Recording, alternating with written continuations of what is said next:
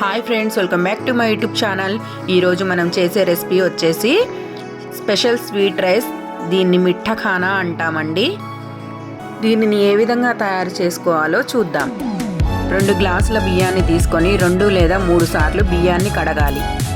అన్నం వండేటప్పుడు మనం ఏ విధంగా అయితే ఎసరు వేస్తామో అదే విధంగా ఎసరు వేసుకోవాలి. చిటికెడు ఉప్పుని కూడా వేయండి. నేనైతే 1/2 కేజీ బియ్యానికి 1/2 కేజీ బెల్లం తీసుకున్నాను. బెల్లాన్ని ఈ విధంగా మెత్తగా చితకొట్టుకోవాలి. పెద్ద పెద్ద ముక్కలు అస్సలు ఉంచకుండా చూసుకోవాలి. ఒక ప్లేట్లో బాదం, కాజు, కిస్మిస్, గులాబీ రెమ్మలు, పుచ్చపప్పు, ఇలాచీ పొడి తీసుకున్నాను.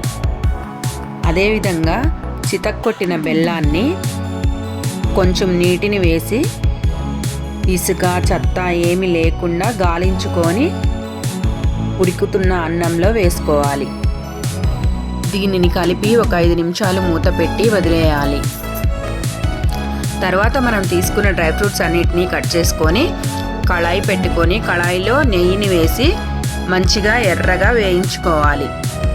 ఈ విధంగా ఎప్పుడైనా మీరు ఈ స్వీట్ రైస్ని ట్రై చేయండి, అస్సలు వదిలిపెట్టరు.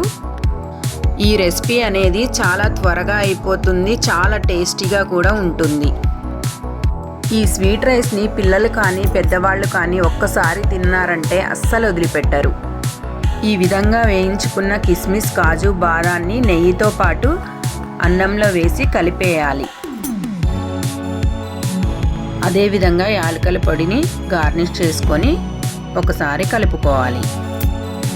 ఈ విధంగా లాస్ట్లో యాలకుల పొడిని వేయడం వల్ల రైస్కి బాగా పట్టి ఫ్లేవర్ అనేది బాగా వస్తుంది.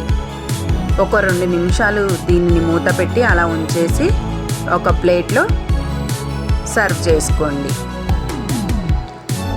వేడి వేడి మిఠా ఖానా రెడీ.